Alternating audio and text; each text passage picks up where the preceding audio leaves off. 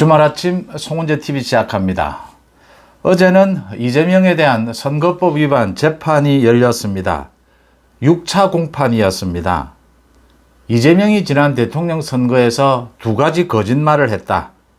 성남도시개발공사 처장이었던 김문기를 모른다라고 한 것, 스스로 목숨을 끊은 김문기를 이재명이 모른다라고 한 것, 이게 거짓말이었다. 또 백현동 용도 변경을 한 것이 국토부의 압력에 의해서 어쩔 수 없이 해줬다라고 하는 이게 거짓말이었다. 이 두 가지 거짓말, 선거법 위반 재판이 열리고 있습니다. 지금은 백현동 용도 변경보다는 이 고 김문기를 모른다라고 한 이 거짓말에 대해서 집중적으로 심리가 이루어지고 있습니다. 어제 한 세 가지 정도가 쟁점이 됐습니다. 김문기를 모른다라고 한 것, 이재명이 이게 인식의 문제냐 행위의 문제냐, 무슨 철학 서적을 읽는 것 같은 느낌입니다. 철학적인 용어들이 나옵니다. 이게 인식의 문제냐 행위의 문제냐, 검찰과 이제 변호인 측의 공방이 펼쳐집니다. 또 이 김문기가 대장동 개발의 핵심적인 책임자였다. 당연히 핵심적인 책임자입니다. 개발 1처장이었으니까요. 핵심적인 이 책임자였고, 김문기가 굉장히 많이 이재명과 회의도 했고, 대장동 개발과 관련해서 이런 또 진술이 나왔습니다. 그러니까 정민용 변호사, 성남도계공의 전략사업실에서 근무를 했던 정민용 변호사의 진술이 나왔습니다. 이건 그동안 계속되는 김문기가 이 대장동 사업 개발에 어느 정도 위치에 있었느냐, 또 김문기와 이재명은 얼마만큼 자주 만났느냐, 이런 부분에 대한 진술입니다. 그래서 이재명이 김문기를 모른다라고 할 수 없다, 거짓말이다, 여기에 대한 증언입니다. 그 다음 또 성남도시개발공사의 사장을 지냈습니다. 그러니까 황무성입니다. 황무성 초대 사장이었습니다. 이 황무성이 증인으로 출석을 했는데, 도시개발공사 이 대장동 개발 관련해서 또 숨진, 스스로 목숨을 끊은 사람이 유한기입니다. 이 유한기와 황무성이 주고받은 문자 메시지가 논란이 됐는데, 여기에서 이재명이 이 유한기의 문자를 공개를 했습니다. 검찰도 모르고 있고 재판부가 전혀 모르고 있던 그런 문자를 공개를 했습니다. 그래서 이재명이 왜 이 문자를 공개했을까?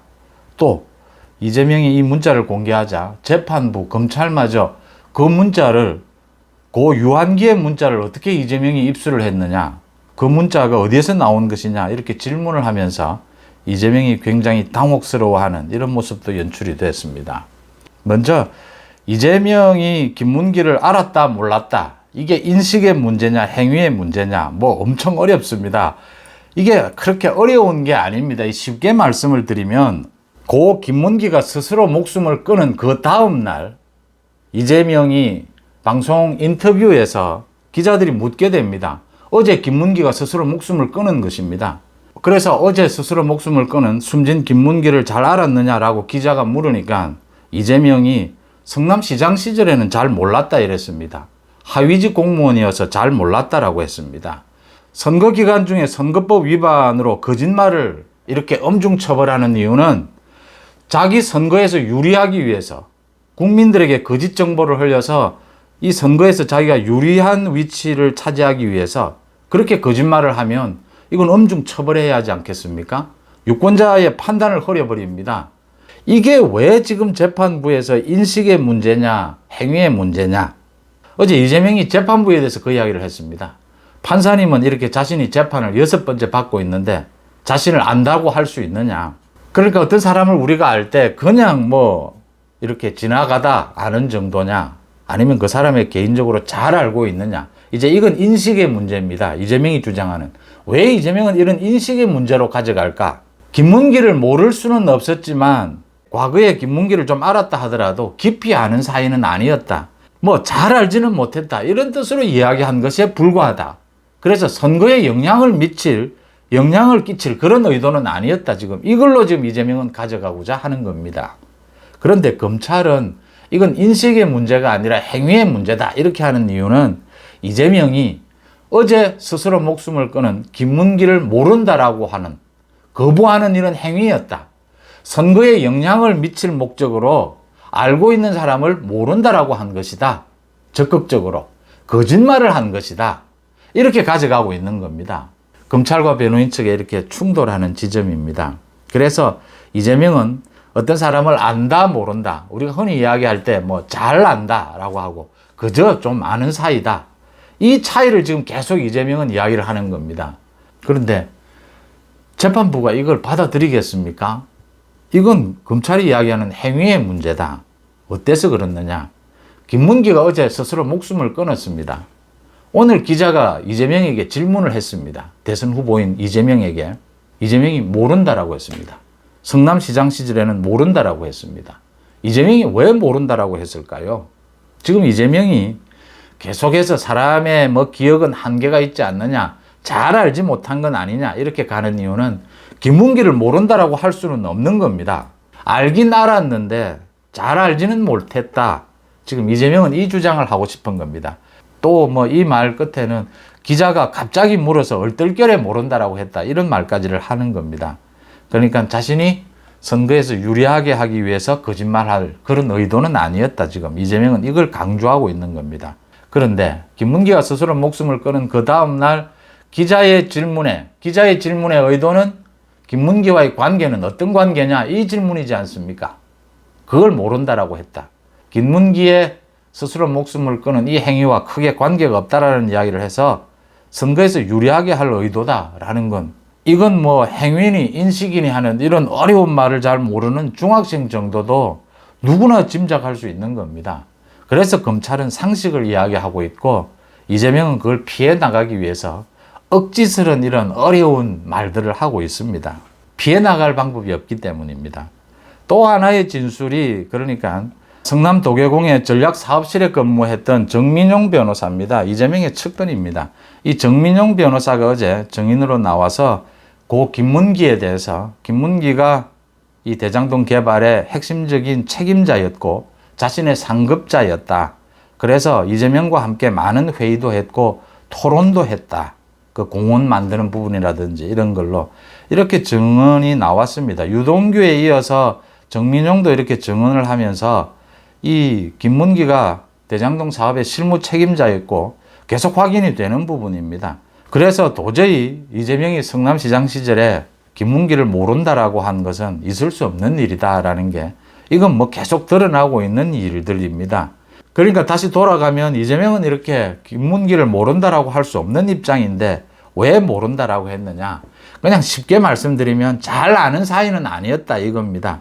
지금 검찰과 국민들이 묻고 있는 건 김문기를 뭐 잘 아느니 회의를 많이 해서 또 외국에 가서 골프를 쳐서 김문기를 잘 아느냐? 사실은 잘 알았습니다. 잘 알았는데 잘 알았느냐 잘 몰랐느냐, 이건 중요한 게 아닙니다. 이재명이 왜 김문기가 스스로 목숨을 끊은 그 다음 날 언론 인터뷰에서 모른다라고 했느냐?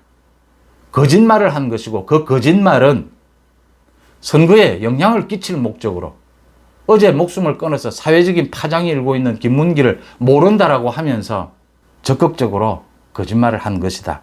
그 부분에 대한 이야기인 겁니다. 그걸 계속 지금 이재명은 엉뚱한 논리들, 중요하지도 않는 논리들, 이런 걸로 지금 재판을 계속 물 흐르기를 하고 있는 겁니다. 그 다음 또 어제 중요한 것이 하나가 나왔습니다. 그러니까 황무성입니다. 이게 성남도계공의 초대 사장인데 이재명 측에 의해서 이재명이 이렇게 대장동 개발 사업을 이상한 방향으로 끌고 가니까 그렇게 사업을 해서는 안 된다라고 하다가 쫓겨났습니다. 그래서 어제 증인으로 나와서 이 성남도시개발공사에서의 당시 대장동 사업 개발, 이 부분에 상당히 문제가 많았다. 또 스스로 목숨을 끊은 그 유한기 개발사업본부장이었습니다. 이 개발사업본부장에게 자신이 이게 굉장히 문제가 많으니까 당시에 목숨을 끊기 전에 유한기에게 문자로 이거 모두 밝히라, 이걸 모두 공개를 해서 국민들이 알게 해야 되지 않겠느냐, 양심선언을 하라, 이렇게 문자를 보냈는데 답변을 받지는 못했다 이랬습니다. 그러자 이재명이 굉장히 놀라운 행동을 했습니다. 검찰도 모르고 그동안 한 번도 이야기가 되지 않았던 문자를 공개를 했습니다. 황무성이 유한기에게 양심선언을 하라라고 하니까 유한기로부터 황무성은 답변을 받지 못했다라고 했는데 유한기가 답변을 보냈다라고 하면서 그 답변 보낸 문자를 자신이 갖고 있다라고 하면서 공개를 했습니다. 그 내용이 양심선언하라 이렇게 황무성이가 이야기했는데 유한기는 왜 사장님은 자신의 퇴임 문제를 대장동과 엮어서 언론 플레이를 하느냐. 그러니까 황무성과는 다른 견해를 이야기하는 겁니다. 퇴직 문제는 사장님의 사기 사건 때문 아니냐. 황무성이가 이렇게 자신이 쫓겨난 것이 이재명이 이상한 대장동 비리를 감추기 위해서 한 것이다 라고 이야기하는데 아니다. 사장님의 사기 사건으로 물러난 것 아니냐. 이런 반박하는 문자를 처음으로 공개를 했습니다.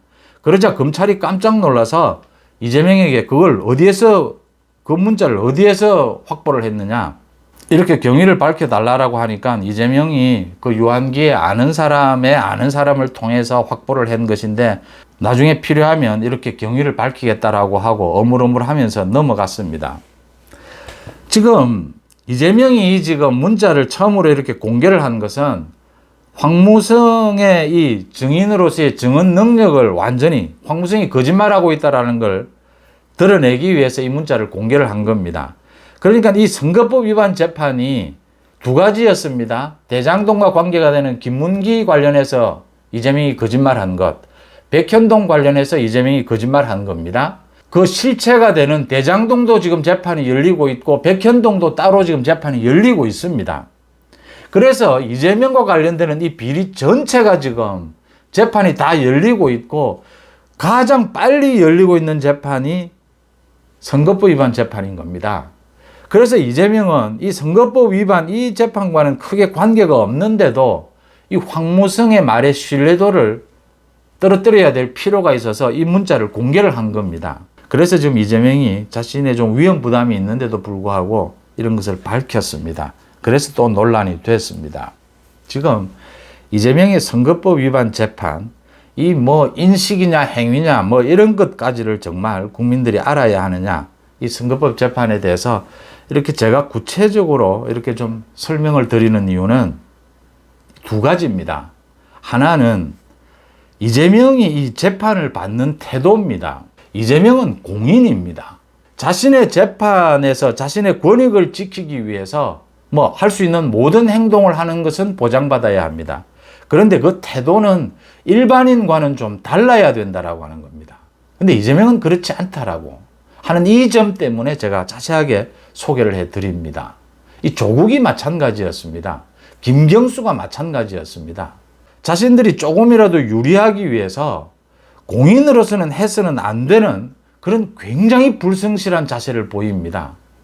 행위냐 인식이냐 뭐 이렇게 물타기 이렇게 초점 흐리기 필요하면 가짜뉴스 또 다른 사람 이미 숨진 사람들의 이런 인권을 침해하면서까지 가전 방법을 동원해서 이 국민들의 눈을 흐리고 이 재판부의 눈을 흐립니다.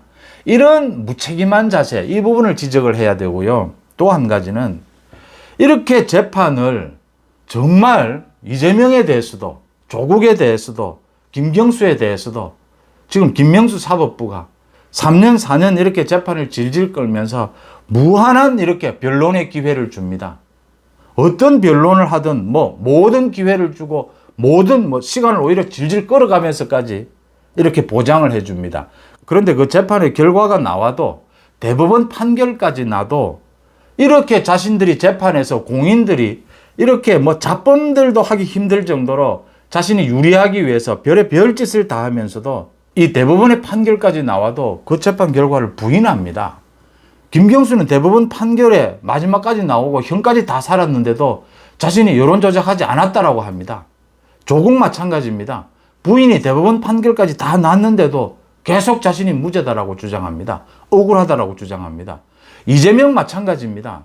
이 재판에서 공인으로서는 참 하기 어려운 이런 짓까지 하면서 재판에 물을 흐리고 있는데도 이 재판 결과 나오면 또 부인합니다. 많은 변호사들을 거느리고 많은 준비를 해서 또 법을 잘 아는 사람들입니다. 자신의 지은 죄를 덮기 위해서 재판에서 별의별 행동을 다 합니다. 정치적으로는 검찰을 공격합니다. 검찰을 무력화시킵니다. 검수완박, 검찰을 없애야 된다라고 합니다. 자신들의 지은 죄를 덮기 위해서입니다. 이런 행동까지를 하고도 대법원 판결까지 나왔는데도 나오면 자신에게 불리하면 대법원 판결도 부인해 버립니다. 이 태도를 국민들이 좀 소상하게 알아야 된다. 그런 의미가 있습니다. 지난 70년 동안 대한민국이 이만큼 잘 사는 나라로 전 세계에서 뭐 손꼽을 나라로 이렇게 커온 데는 아주 중요한 두 가지가 있습니다. 뭐 경제적으로 부흥도 했고 민주적으로도 굉장히 우리 민주주의가 꽃을 피게 된 그런 내용입니다. 우리의 사법 시스템이 전 세계 어디에 내놔도 이젠 부끄럽지 않을 정도로 선진화됐다고 하는 겁니다. 그 다음 두 번째, 우리 언론의 자유가 전 세계에 뭐 최고라고 손꼽힐 정도로 오히려 방만을 이야기할 정도로 언론의 자유가 보장이 되고 있습니다. 이만큼 발전시켜 왔다라고 하는 겁니다. 이 과정에는 뭐 군사 독재도 겪었고 많은 우여곡절을 겪었습니다. 그렇게 겪으면서 이 사법 시스템, 언론 자유를 만들어 왔습니다. 그런데 우리의 사법 시스템과 언론 자유가 크게 위협을 받고 있습니다. 소위 좌파들에 의해서, 또 이재명의 민주당에 의해서. 우리의 사법 시스템 가장 큰 위협은 검찰에 대한 공격입니다. 우리의 언론 자유의 가장 큰 공격은 가짜 뉴스입니다. 한동훈 장관이 검찰에 대한 공격, 우리 사법 시스템을 무력화시키려는 이 좌파들의 공격에 대해서 인권도 중요하지만 검찰이 해야 되는 가장 중요한 급선무는 도둑놈을 잘 잡는 것이다 라고 했습니다. 도둑놈을 잘 잡으면서도 인권을 보장해야 된다, 이 이야기입니다. 이걸 언론 자유에 그대로 한동훈식으로 말씀을 드리면, 언론의 자유, 가장 중요한 것은 언론은 사실을 보도하는 것입니다. 사실을 보도하는 것이 가장 중요합니다. 사실을 보도하는 것이 언론의 가장 기본적인 사명입니다. 검찰의 가장 기본적인 사명은 도둑놈을 잘 잡는 것입니다. 그런데 이걸 무력화시키려고 하고 있습니다. 이재명의 민주당 좌파들입니다. 언론은 가짜뉴스를 통해서, 이 사법 시스템은 이제 검찰을 공격하고 자신들에게 불리한 판결이 나오면 인정하지 않습니다. 그래서 이 사법 시스템을 무력화시키고 언론 자유를 가짜뉴스를 통해서 무력화시키려고 하는 이 좌파 이재명의 민주당은 저는 우리나라의 이 국정에서 배제시켜야 한다. 도려내야 한다. 우리나라 정치, 국정, 사회 어느 분야에서도 이런 식의 이재명의 민주당 또는 좌파의 가짜뉴스와 검찰을 무력화시키고 사법 시스템을 무력화시키는 이런 행동을 하는 사람들은 우리 사회에서 완전히 격리시켜야 된다고 하는 겁니다. 이런 사람들이 국정을 맡았습니다. 이런 사람들이 대통령이 됐습니다. 그래서 지금 우리나라가 이렇게 위기를 겪고 있다고 하는 겁니다. 가짜뉴스 조금 더 말씀을 드리면요. 전 국민들이 이제 5천만이 기자입니다. 전통적인 방식으로 팩트체크를 하고 기자 훈련을 받지 않은 많은 국민들이 기자로 인터넷을 통해서 누구나 자기 주장을 합니다. 이제 이게 충분히 보장이 돼야 됩니다. 그런데 문제는 여기에서 의도를 갖고 가짜뉴스를 퍼뜨리는 사람들, 정치 세력이 생겨났다고 하는 겁니다. 이걸 이용해서 뉴스인 것처럼 하면서 의도적으로 거짓말을 하는 그런 세력들이 생겨났다고 하는 겁니다. 이건 근본적으로 언론의 자유를 완전히 뒤집어 버리려는, 완전히 없애버리려는, 지난 70년 동안 우리 국민들이 그렇게 피 흘리면서 만들어온 이 언론의 자유를 기본적으로 완전히 붕괴시켜 버리려고 하는 시도다라고 하는 겁니다. 그 다음 검찰에 대한 공격, 이 사법 시스템을 무력화시키려고 하는 것, 이 마찬가지입니다. 정말 우리가 피 흘려서 만들어 놓은, 이만큼 성장시켜 놓은 선진화된 이 사법 시스템을 이재명의 민주당과 좌파들은 기본부터, 뿌리부터 완전히 뒤집어 엎어버리려고 하는 겁니다. 정권을 맡겨서 안 된다, 이런 차원이 아닙니다. 우리 사회로부터 영원히 격리시켜야 될 세력들이다. 언론의 자유와 우리의 사법 시스템을 지키지 못한다면 우리나라의 미래는 없다, 이렇게 단정합니다. 주말 아침 송은재TV 마칩니다. 고맙습니다.